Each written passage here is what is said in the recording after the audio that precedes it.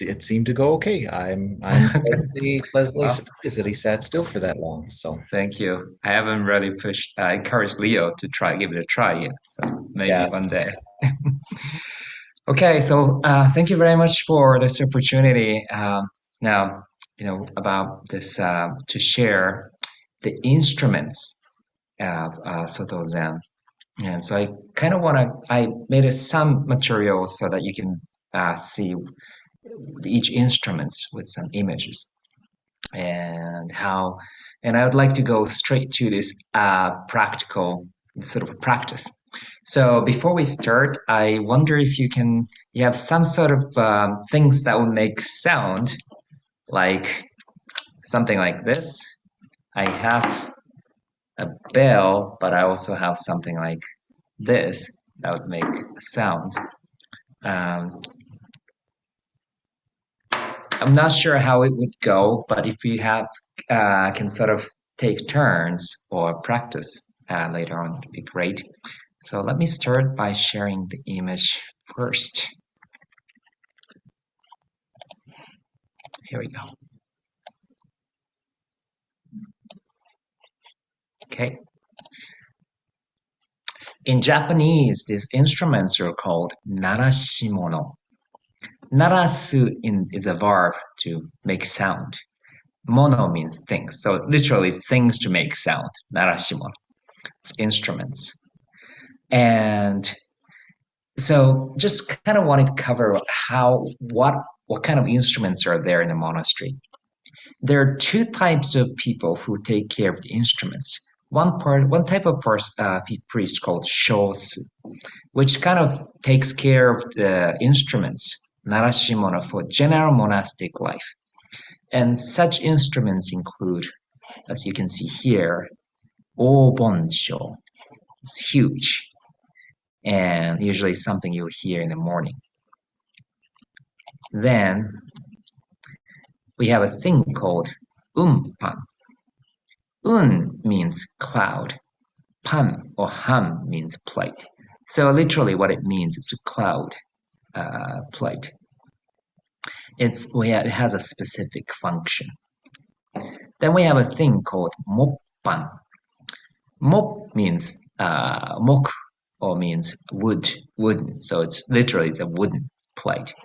And we use this. I know some Zen centers use quite a bit because you can literally make one. So then we have a thing called shinre, a bell. You may, if you know, this is something we use to wake up everyone. Then less common, rare, this thing is called ho. It's literally the shape of a fish. Mokugyo, wooden block, has a shape of a fish, but this one is used in a sodo or zendo in a certain moment, mostly for the meal practice. Then we have a thing called densho, a bell that you have either at the zendo or the main hall. And this would be something for all Zen Center, group community people will be using, whether it's actually in the shape of this or the shape of just something as simple as this. And then we also have a thing called, usually close to densho, is a taiko, a drum. And so these are mostly the thing. And then much less common than this is a thing called tsuichin. If you look at this, almost everybody would ask, what is this thing? And the only thing they would use this instrument is when we have this ceremony called mountain seed ceremony, when we appoint somebody as abbot officially. And this is also something when I went down to Pittsburgh, they didn't realize, and they need, if you don't have anything like this, we just use something like this. But they just kind of chopped a piece of wood and carved it, and it made a wooden block. And so here, in the West, in the United States and in Canada, I'm sure that's how people make these instruments. And this is like an announcement for Ino to make official announcement, appointing the Shuso head seat stuff like that, or beginning of questions and answers for the abbot. So it's only for a special occasion. Now, and we have a thing called kaishaku. If you're skillful carpenters, or if you're just good at this thing, you can make this thing out of um, anything. Then we have a thing called different type of drum for specific occasions. Then finally we have this drum or cymbal. Cymbal. I know in Rinzai school, I've seen a huge cymbal being used. We don't have that kind of instruments. So those are the instruments, which is less relevant to you, but just want to introduce this to you. Now, what's relevant to you is the instruments you use for doan, because that's what you're going to need for sutra chanting and for the zazen.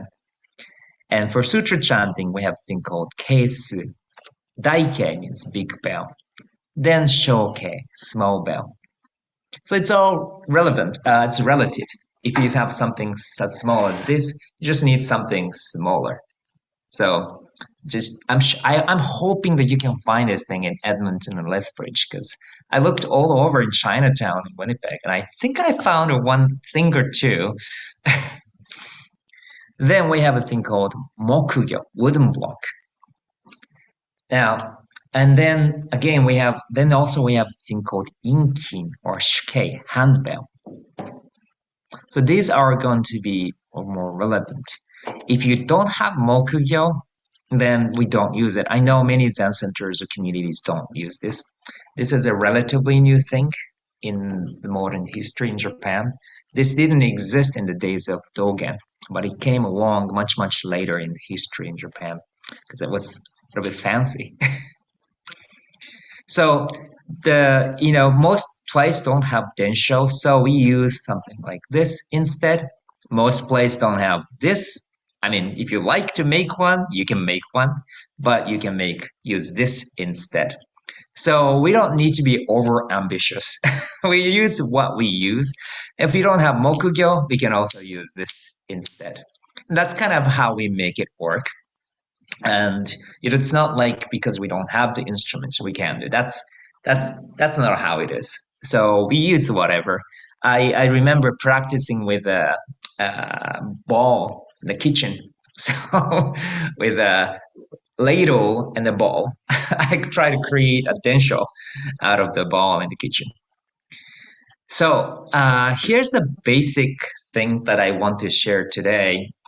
Suddenly it's a practical thing. But before I do this, let me share something a little different, which is this. Here we go. I'm just going to show the beginning part. Sorry. It's from this weekend. Sorry.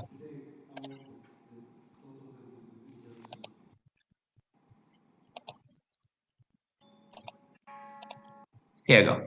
So the chart that I'm showing is a reflection of what you're just gonna see in here. Oh, it's Kathy's comment. Sorry.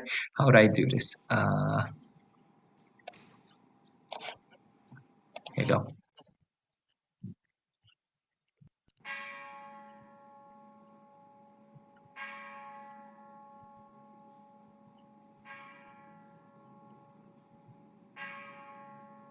As you can see, there's 4 bells at the beginning.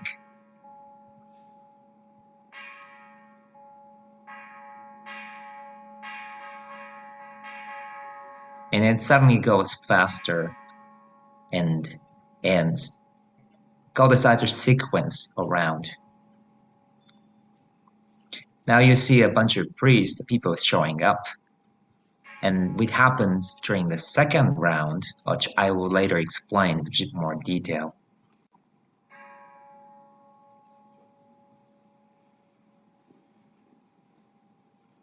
I like this because we have much less people than the head monastery or monastery in Japan. So, and as we enter all the priests or practitioners gather in the center, the second you will see the bell, hear the bell go suddenly go faster again.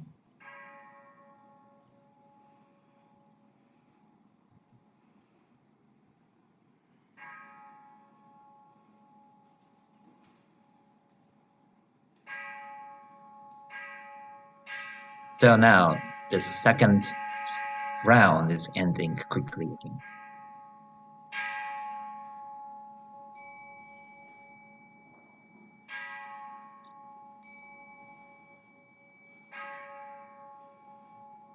The third round is ending. I'll stop it right here.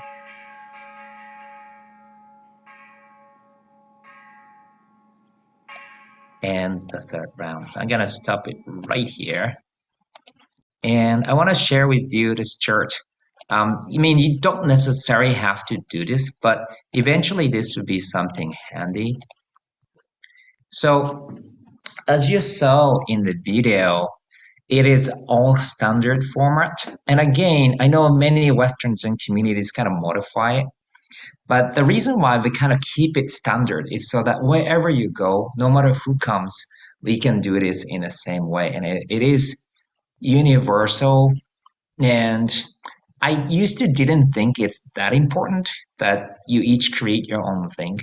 But now we see European communities, South American communities, and Central Americans basically following this format. So, I mean, I think it's okay to create the rules as long as you can be versatile, that you have the international thing, you have your own community thing. But usually, as a Soto Zen, we don't really encourage people to come up with your own unique style because it will not just confuse you, but also confuse people who follow. So, in a sense, that's kind of what's happening in general in North America, which I don't. We don't see it as bad or wrong, right, wrong, but it's just so anyway. As because I come from the Soto, sure, I feel responsible to at least share how it goes. So I don't want to impose anything, but this is kind of how it happens. Basic rule is medium, soft, strong. It indicates the beginning of the series of the bell.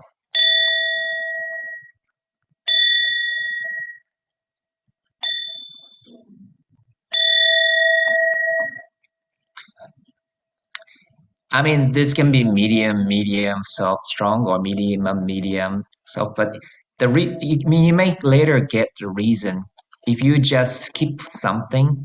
This medium, soft, strong is often the pattern to end a series.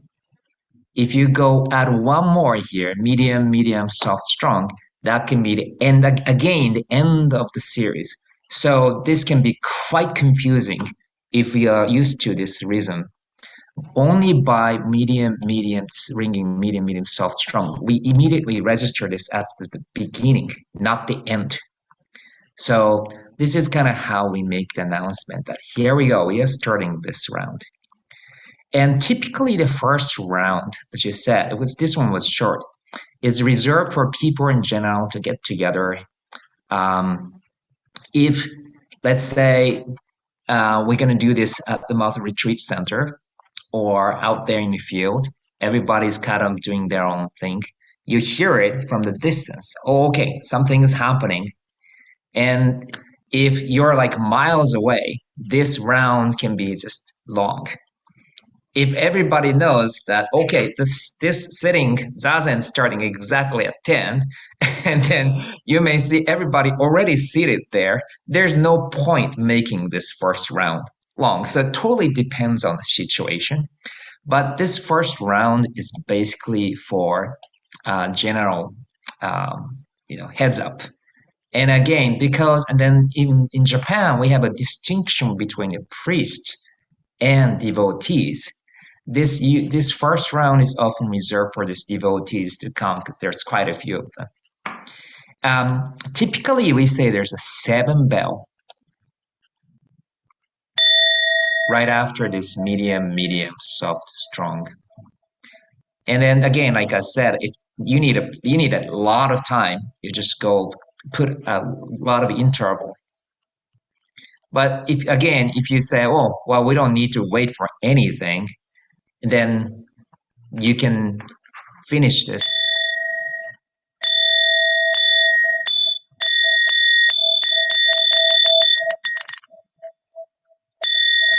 This first round ends with one single strong bell. And this is a sign that the first round is over. And what usually indicates is, I mean, in the lay community, it really doesn't matter. But in the usually it indicates that this is a time with a single bell, the second round starts, which means priest or some sort of people, priest, ordained people, start to assemble.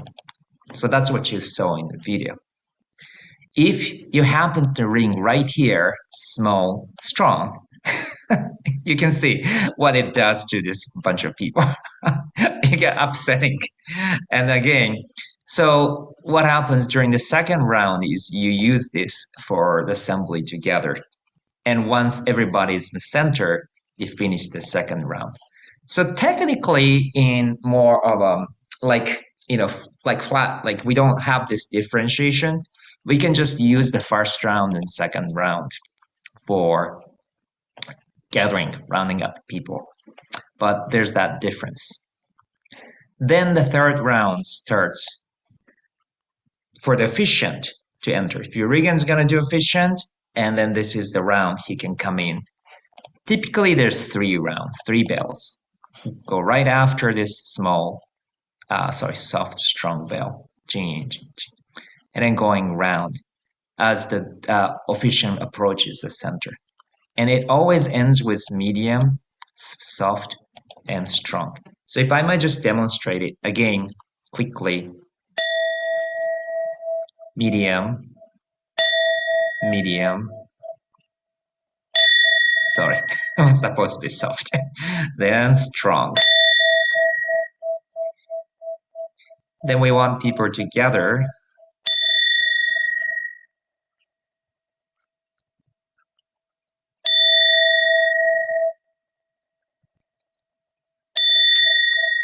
The way we roll down the bell, it's like a ping pong ball bouncing on the floor.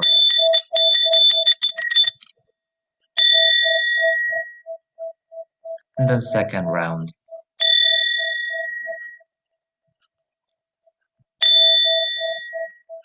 And then if everybody's in the hall, so you can imagine the floor in the Martha Retreat Center. We are there in the center.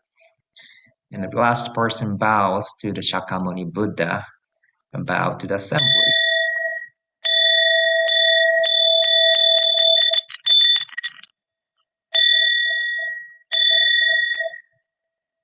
And then there's a third round. You can imagine me or Regan or whoever does the doshi roll would come in, and as she or he would stand in the center,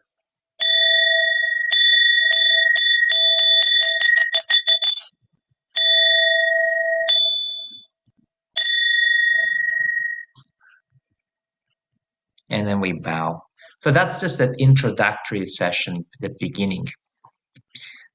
But here's a thing in the video, as you can show, which talks about the procession, which is more complicated. This is definitely one of the things we need to get together in person and practice. Usually the third round is reserved for the procession to be ready to start entering the hall. So that's the part. So as I explained, third round, you can use this for doshi to enter. More commonly, this is reserved for the procession to enter. So this is a different pattern. I hope I'm not confusing you too much. But this is to have the officiant get ready for the procession. So that if this is the third round, this is the third round again. So instead of simply finishing the third round, I want you to see the video once again.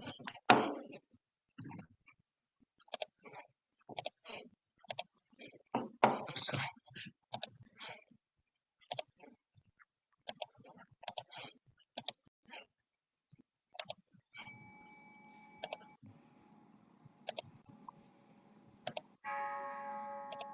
gains. So this is the first round.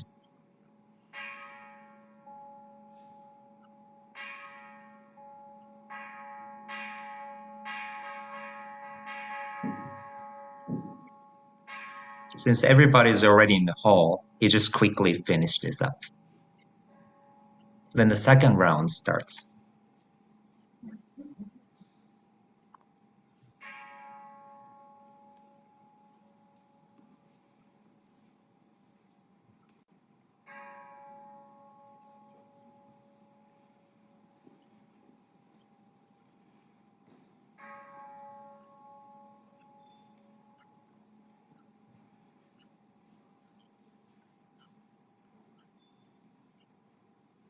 So you bow to the Buddha, bow to the whole. This is all the form. So anyway, this is always kind of a basic form that now the last person's entering. So there's one more person coming from the left side. So that's what the shosu or densho person is waiting for.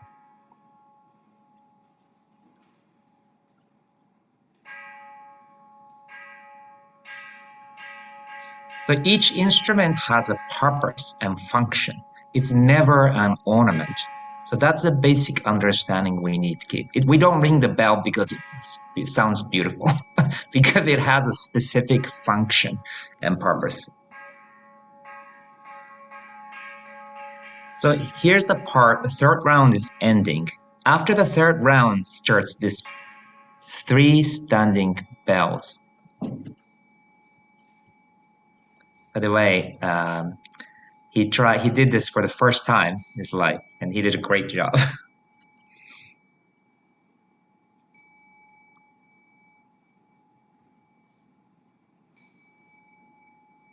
You can see 3 prostrations happening here, except here it's a standing bows.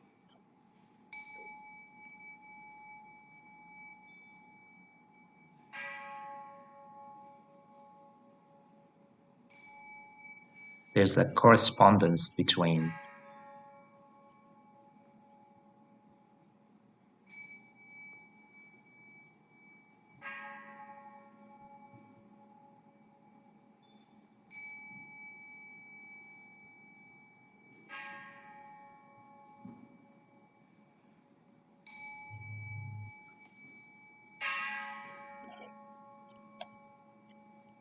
So that's the part that you can do, but you don't have to do, because but that's also a very typical thing. And then this is like what do you call it? This happens before what you're quite used to seeing.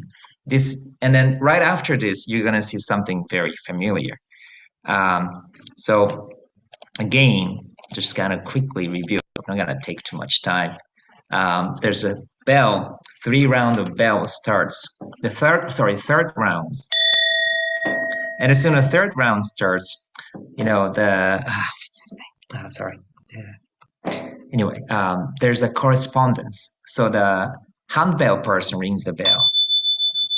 And this what it usually means, hey, we are ready.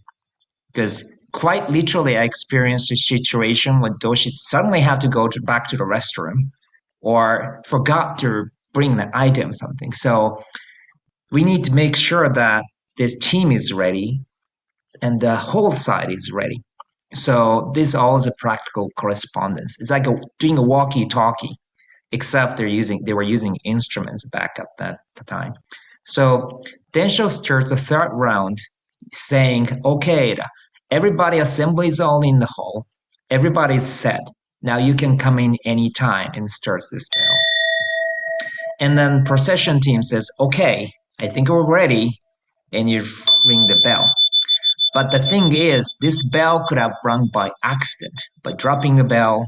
So you never know if this is really shows that the team is ready.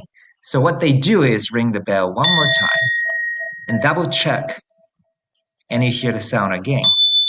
This correspondence confirms that the team is ready.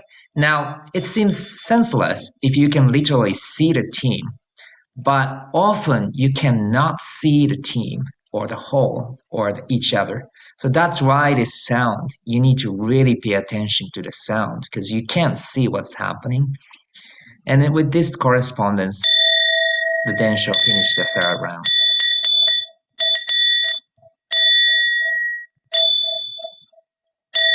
So that's the end of the whole bell called densho. Now safely the procession team can initiate, starting with this same pattern of 3 prostration.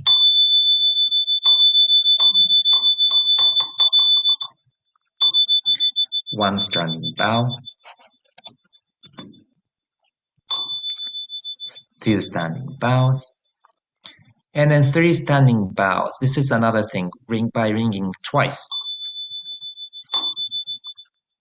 And this 2 bell indicates that we're done with standing bows. I mean, you would not think people get mixed up with 3 bows, but we sometimes do. We forget, was it the second one? Was it the first one? I mean, it's almost silly, but it always helps to know that, okay, they're done.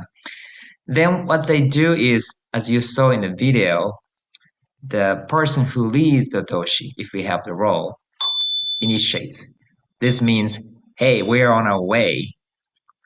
Then the densho side, the whole side signs, okay, come on in. And they say, another sign, come on in. So as we're saying, we're getting closer and closer.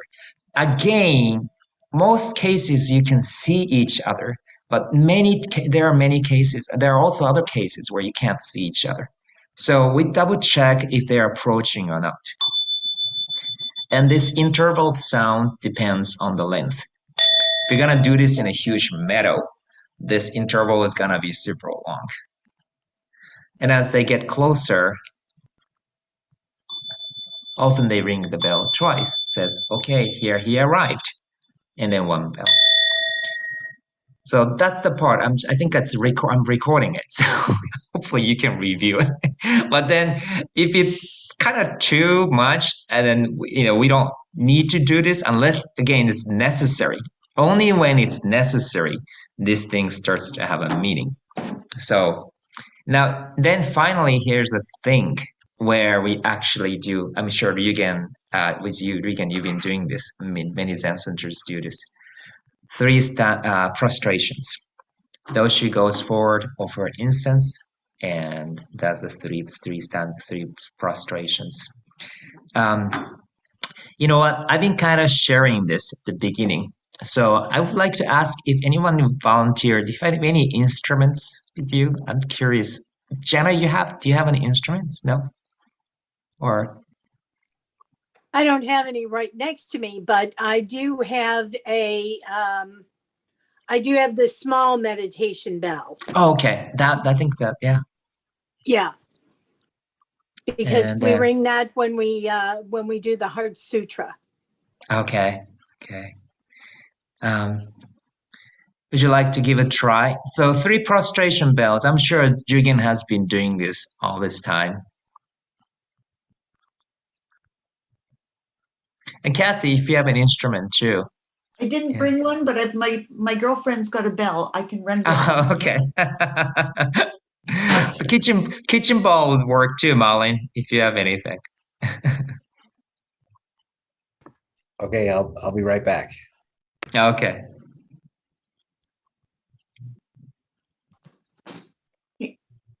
So Wow. at home, I do have a mukugyo, and I do have, I can't remember the name, the wooden clappers, Oh, okay. and I have a small bell. I see. That's great. Well, I guess since I just Jana first, could you? Yeah, that's Yeah. perfect. Yes. So Usually after Doshi offers incense, he makes this bow. And then you start the 3 prostration bows, so everybody can do prostration. So bow of officiant, Doshi, after the incense offering, and you go dun.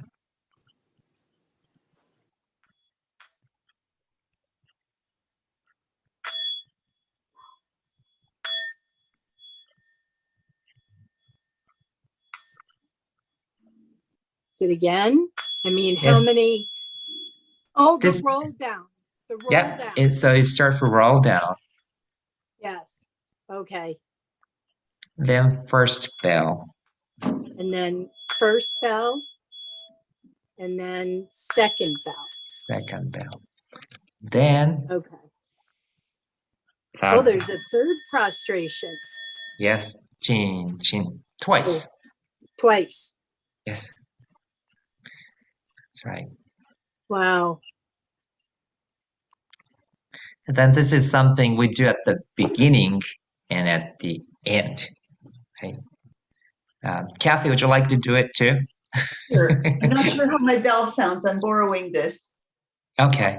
Okay, So after Doshi offers incense and he bows, and that's when you encourage the Doan to start getting ready for the prostration. oops, Wow. start over because that's a little weird sound. This has different keys. Oh, maybe this one.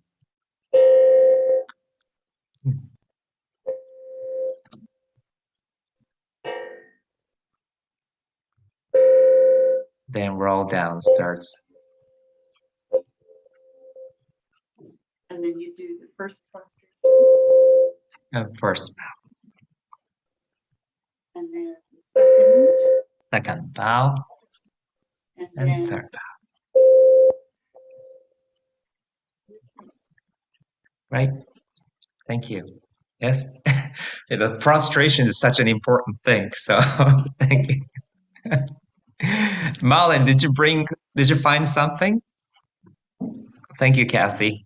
Yep, I've got a mixing bowl. Yes, that's perfect. Okay. So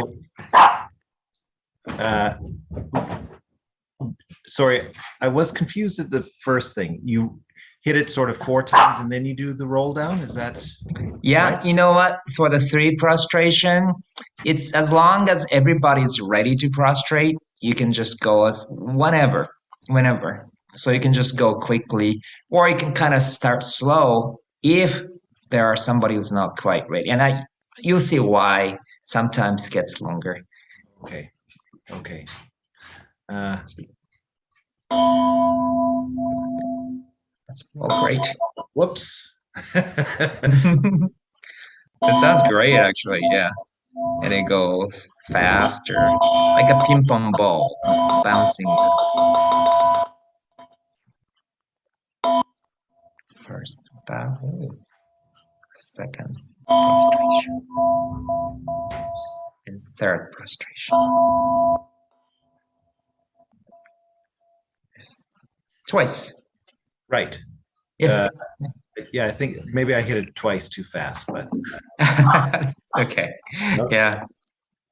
So that's kind of how it goes, and I'm sure you've heard this, seen this many times. Then what happens typically is, unless Doshi forgets to do this, Doshi goes forward again for incense offering, and then bows again. That's how the beginning of the sutra chanting happens. So this time we're not using a small bell, but we're using a big bell. Again, Doshi offers incense. And then as he bows after incense offering, it goes. And I wrote this, sometimes let priests sit down. So there's a small sound sometimes. This two sound usually indicates everybody should sit down, but sorry, I shouldn't have added this. This is just a little addition you can ignore for now. Then Doshi comes back and bows. That's a prostration. It's Doshi alone. So this is the first prostration. This is the second bell, but the first prostration. And Doshi prostrates again with a third prostrate. So sorry, third bell. I'm sorry. Then what happened is this kind of thing called muffling. I don't know what's the verb. That's the, I know maybe you know the better word. So what you do is, and the same thing with mokuyo. We don't have mokuyo, so I'll use this. So kind of press it hard. If you use mokuyo or for the sutra chanting, you do this in a row. Then immediately you go Heart of Great Perfect Wisdom Sutra. Then another bell, and then sutra chanting immediately starts. So that's the kind of pattern after 3 prostration.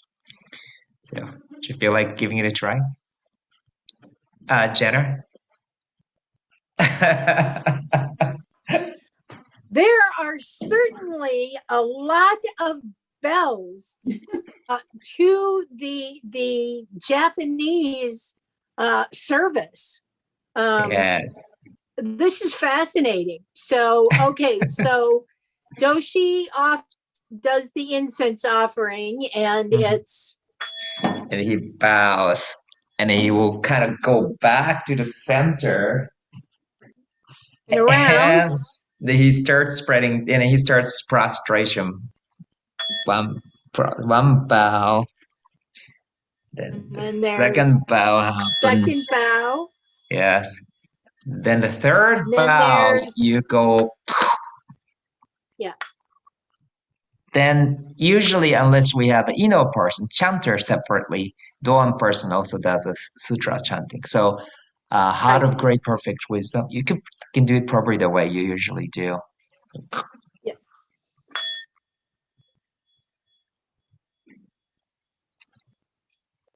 Did you want me to chant it? Just the title part. Would you like to do it?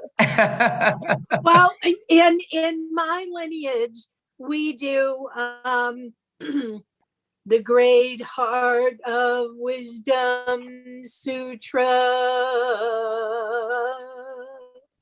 And gone. Yeah, and then you go. Okay, that's and wonderful. then- Yes, yeah. thank you. Mhm. That's right. You- There are many different translations. Thank you for sharing that. Yeah. Right. Okay. Again, thank you, Jana. Kathy, would you like to give it a try? Sure. So Doshi offers incense again. He goes forward and he bows in the front. Okay. And then do I bring now? Yes. Yeah. And Doshi goes back to the center. I'm sorry, I'm just turning around. So I was being lazy. Then bows in the center. Is that okay? Yeah. And Okay. he does. Then he does second bow prostration. Down. Then the third prostration happens. That's when you go. Muffle it? Yep. Okay, my muffling doesn't work very well here. You can kind of press it hard. Then you do the sutra chanting immediately. Would you like to do it, Kathy? I'm not sure. I know Prajna Paramita. That's perfect. Yeah. Yeah. Okay. So then you'd go one more bell. Is that right? So this is a third. No, actually. So Muffling, yeah. As soon as you go muffling, then you can do the chant, the sutra. right in after the Thank you. muffling. Yes. Okay.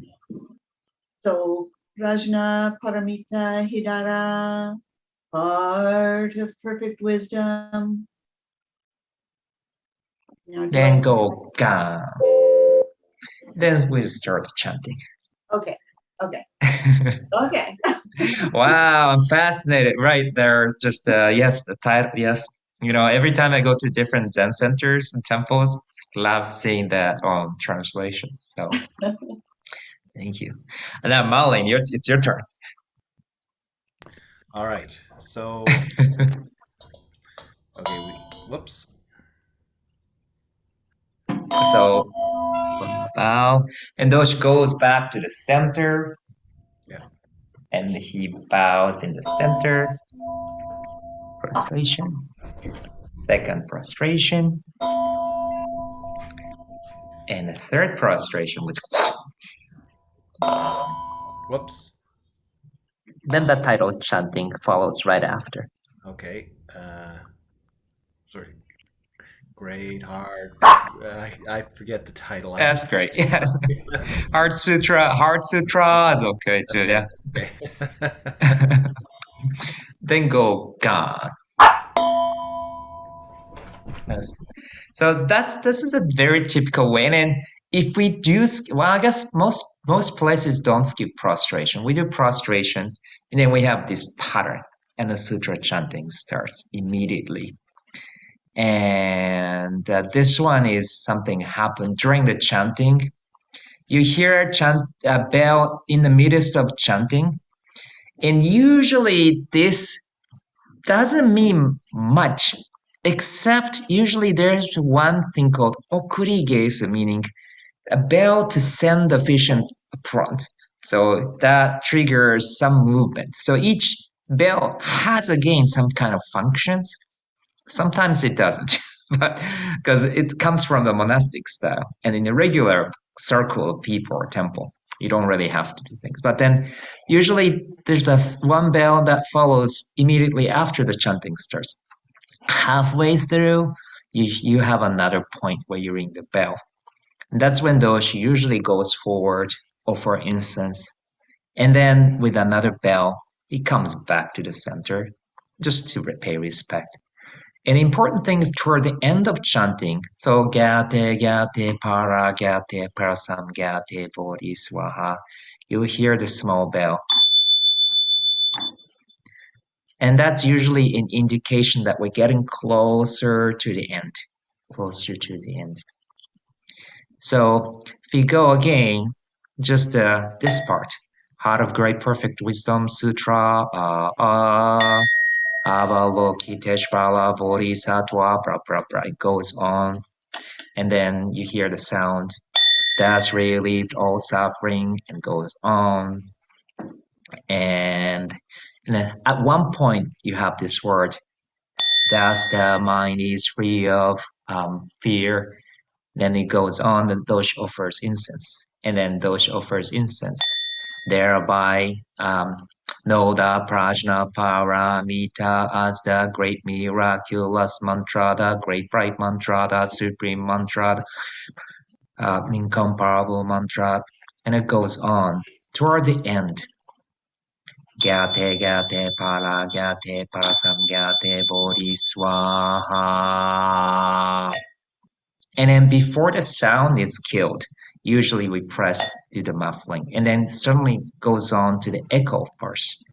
So having chanted Heart of Great Perfect Wisdom Sutra, it's a pattern that we have in Japan, which is not necessarily reflected in the Western culture. So it's an interesting transition.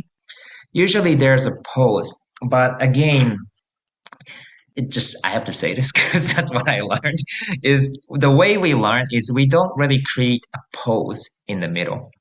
So you go chin, chin, chin, gachi, Heart of Great Perfect Wisdom Sutra, Avalokiteshvara, and toward the end, gyate, gyate, parasam, gyate, bodhi, swaha. Having chanted Heart of Great Perfect Wisdom Sutra, we reverently offer the Mary. So in this way, things kind of go seamlessly without any stop. And I don't know how it appears.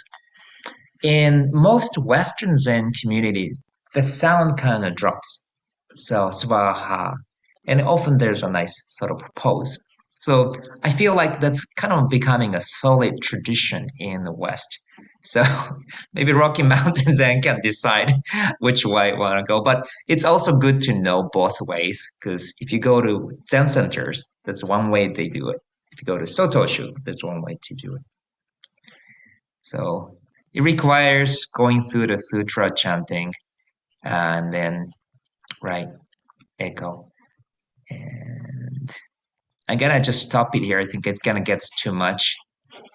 So I just want to review the part that we covered today a little bit with this video. So this is a part, oh, sorry. Oh, okay, here you go.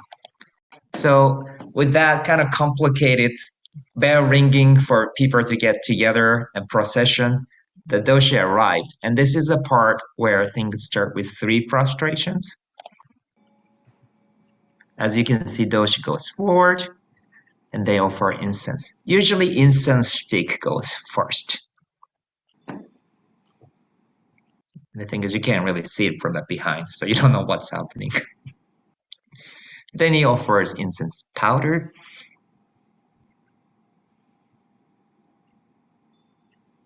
Now, the person forgot to ring the bell. Oh, did they? Oh, yeah. Now he's ringing. So it's also common. People forget. Now you see why everybody's spreading this cloth, and that's why sometimes you need to give enough time between.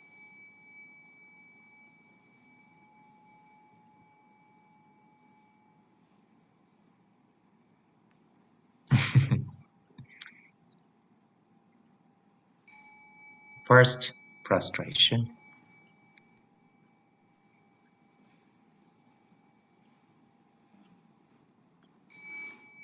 Second, prostration. And if you're not in a place where you can do the prostration, you just simply bow, and that's really common. Right?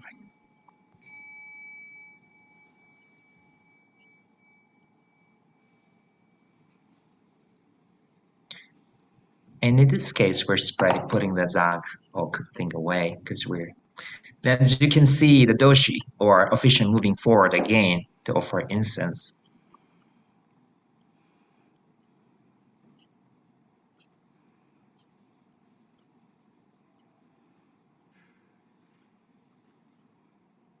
Gan.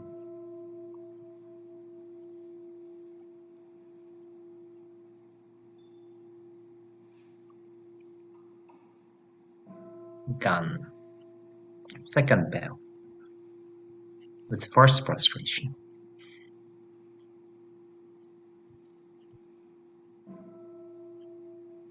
Third bell, the second prostration. I think they kind of made a mistake here, as you can see.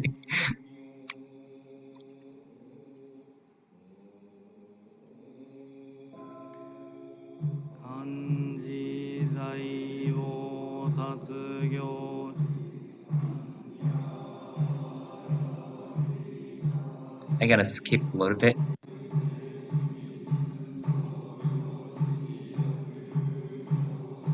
This was, by the way, at the temple called Sokoji Temple. That's where the first temple Shinju Suzuki Roshi came from Japan to serve.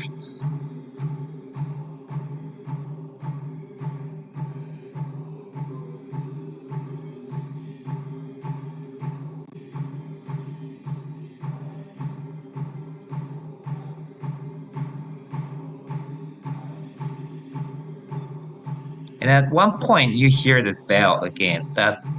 And then with that bell allows the officiant to do incense offering things. Here it comes.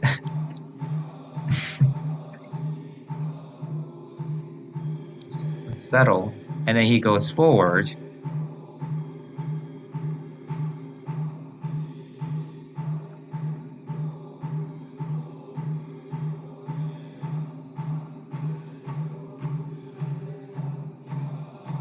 And then with the second bell, it comes back.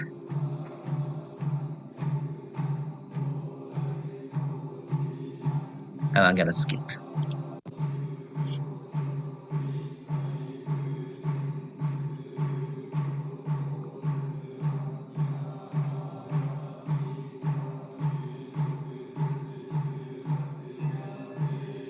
It's the end.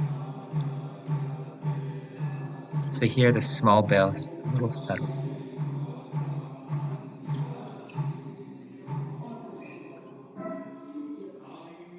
And then immediately echo starts.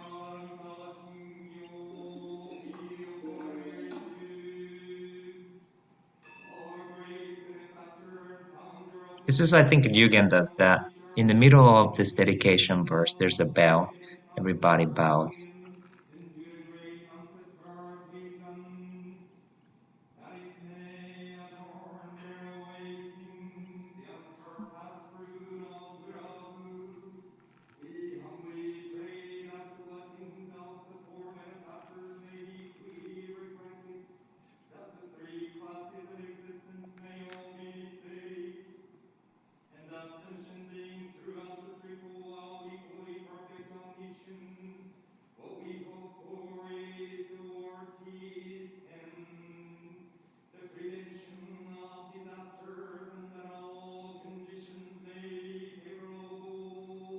then toward the end,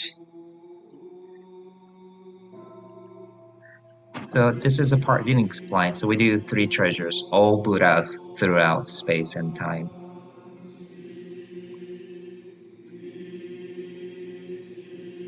And then the next part is all honored ones, bodhisattvas, mahasattvas. That's when Doshi moves forward. Yes, it's very detailed, but that's exactly how the movement is said. And the next part is wisdom beyond wisdom, prajna paramita. As soon as Doshi goes back, that bell for prostration begins right here.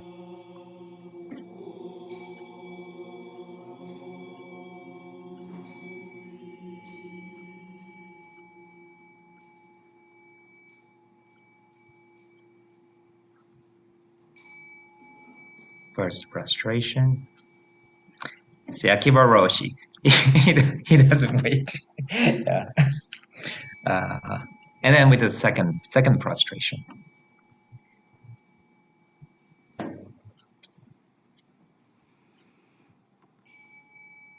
Then the third prostration with 2 bells. So we know this is the last one. This bell you hear, you don't have to worry about it. It's a separate thing. And then usually the way I think you're going to explain is after 3 prostrations, Doshi bows this Buddha with one small bell, and then shashu bow for everybody. So that's the part I will not be able to cover. But sorry, I was hoping that I could make it a little more interactive. But it looks quite complicated. But if you can do this, then anybody get to do this part. And I've seen many Zen centers with this lady leadership kind of participating in the instruments. By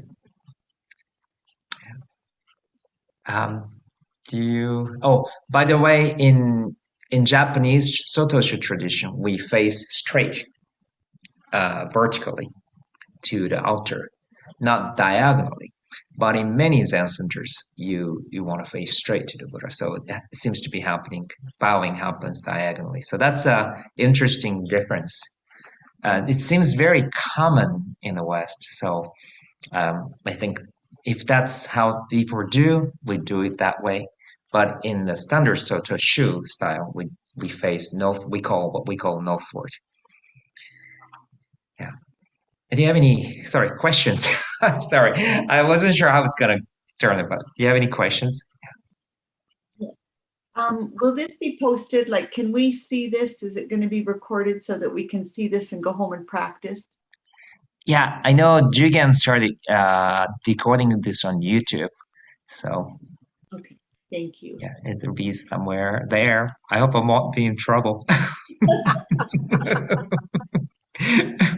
Well, thank you so much. I appreciate very much learning where the bells fit in the ceremony. That is something that has not been discussed in my Sangha as of yet. Okay.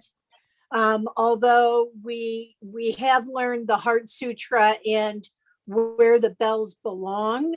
I didn't realize that they signified specific things because we generally have not, our priest has not done the official prostrations and such in front of the altar. We pretty much, our service is wholeheartedly sitting together online and just doing the bows and bells from where we sit. So I really appreciated that. Thank you. Oh, thank you. Yeah, I think you're worse. Yes.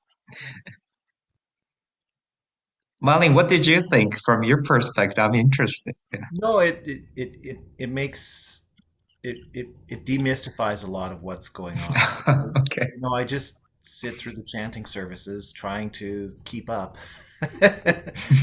So it's nice to have an explainer for sure. So Okay.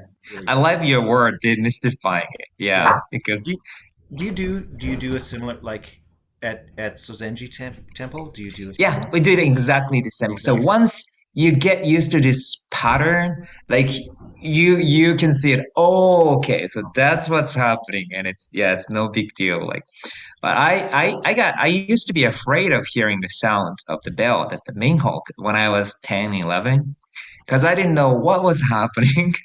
All it did was made me nervous.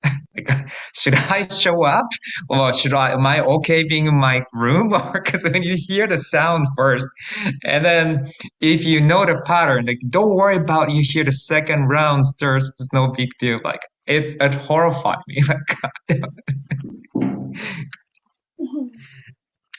yeah. Do you have similar like instruments at your temple too, Gyokei, or is it? Yeah, we have those instruments, basic instruments that there in the temple. But even in a small, I guess, circle, the community, we just make use of the instruments we have and then try to emulate or, yeah.